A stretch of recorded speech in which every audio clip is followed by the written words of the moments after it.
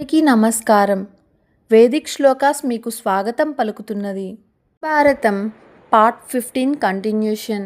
ఇప్పుడు మనం పాండురాజు పట్టాభిషేకం గురించి తెలుసుకుందాం.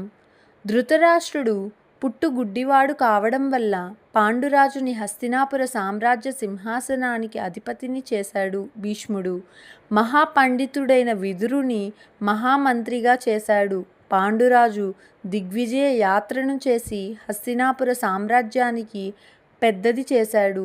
దిగ్విజయ యాత్రలో అనేక రాజుల వద్ద కానుకలుగా పొందిన ధనంతో అన్నగారైన ధృతరాష్ట్రుని చేత అనేక యజ్ఞ యాగాలు చేయించాడు పాండురాజు.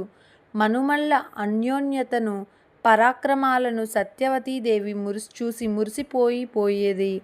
కోడళ్ల సేవలతోనూ కొడుకుల ఆదరణతోనూ అంబిక అంబాలికలు తృప్తి జీవనం గడుపుతున్నారు. ఋతువులు సక్రమంగా విధి నిర్వహిస్తుండేవి. పాడి పంటలతో భోగభాగ్యాలతో పాండురాజు రాజరికం భూలోక స్వర్గంగా ఉంది. దొంగల భయం లేదు. స్త్రీల మాన మర్యాదలకు భంగం లేదు. గోసంపద రోజు రోజుకు పెరుగుతుండేది. బ్రాహ్మణులు స్వధర్మ నిరుడులై నిర్ణయంగా జీవిస్తుండేవారు. ప్రజలలో సోమరితనం లేదు. సామంతరాజులు క్రమం తప్పకుండా కప్పం కడుతుండేవారు. ప్రజలందరూ కులధర్మాల్ని పాటిస్తూ రాజ్యాభ్యుదయాన్ని కోరుతుండేవారు.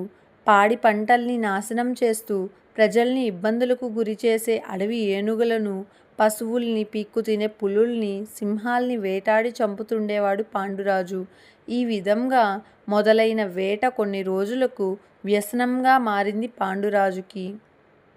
అసలు పాండురాజుకి శాపం ఎలా తగిలిందో తెలుసుకుందాం. పాండురాజుకి ఒక కోరిక కలిగింది. 2 భార్యలతో కలిసి వెళ్ళి వేటాడుతూ కొంతకాలం అరణ్యవాసం చేయాలని సంకల్పించుకొని కొంతమంది సైనికుల్ని తినుబండారాలను సిద్ధం చేసుకొని కుంతి, మాద్రి సమేతంగా అడవికి వచ్చాడు. హస్తినాపురం నుండి ప్రతిరోజు భోజన సామాగ్రి వస్తుండేవి. అడవినంతా తిరుగుతూ రకరకాల పూలను, పండ్లను సేకరిస్తూ జింక మాంసాలతో రకరకాల రుచులు భోజనాలను భుజిస్తూ ఆనందంగా కొన్ని రోజులు గడిపాడు. అడవిలోని సెలయేరులలో జలకాలాడుతూ పుష్పపూల మద్యాన్ని సేవిస్తూ నవయవ్వనాన్ని 4 తెరగులా అనుభవిస్తూ శృంగార జీవితాన్ని గడుపుతున్నాడు. ఒకనాడు తానొక్కడే ఒంటరిగా వేటకు వెళ్ళాడు. వనమంతా తిరిగినా మృగమేమీ కనపడలేదు. ఒకచోట ఆడలేడి మగలేడి సృష్టి కార్యంలో నిమగ్నమై ఉండగా బాణాన్ని గురిపెట్టి వదిలాడు. వదిలిన బాణం తిన్నగా వెళ్ళి మగలేడికి దిగబడింది. బాణం వెనుకనే పరిగెత్తుకుంటూ వెళ్ళాడు పాండురాజు. ఆశ్చర్యం! తాను బాణం వేసింది లేడికి కానీ అది దిగబడింది ఒక మునికి. తత్తరపడిపోయాడు పాండురాజు. మూర్ఖుడా! ఎవడివి నీవు?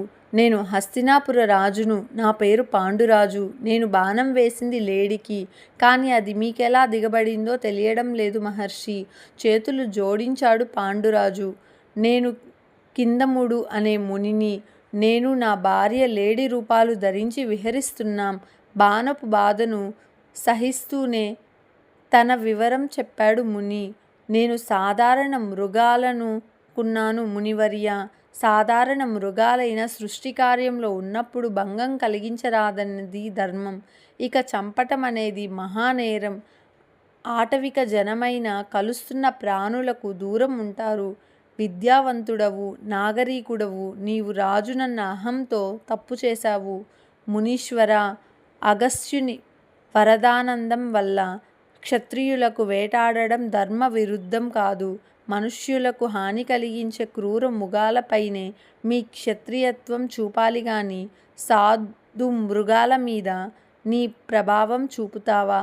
దయాహీనుడా! నా భార్యతో నేను కలిసి ఉండగా నన్ను బాణం వేసి చంపినందువు నీవు ఫలితం అనుభవించాల్సిందే. నీవు కూడా నీ భార్యను శారీరకంగా కలిసిన మరుక్షణమే మరణిస్తావు అని శపించి కన్ను మూశాడా కిందముడు.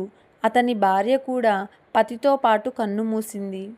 అలా పాండురాజుకు శాపం తగిలింది. తర్వాత ఏం జరుగుంటుందనుకుంటున్నారు? తెలిస్తే కామెంట్ చేసేయండి. లేదా మన ఛానల్ సబ్స్క్రైబ్ చేసుకొని నెక్స్ట్ ఎపిసోడ్ కోసం వెయిట్ చేయండి. Thank you.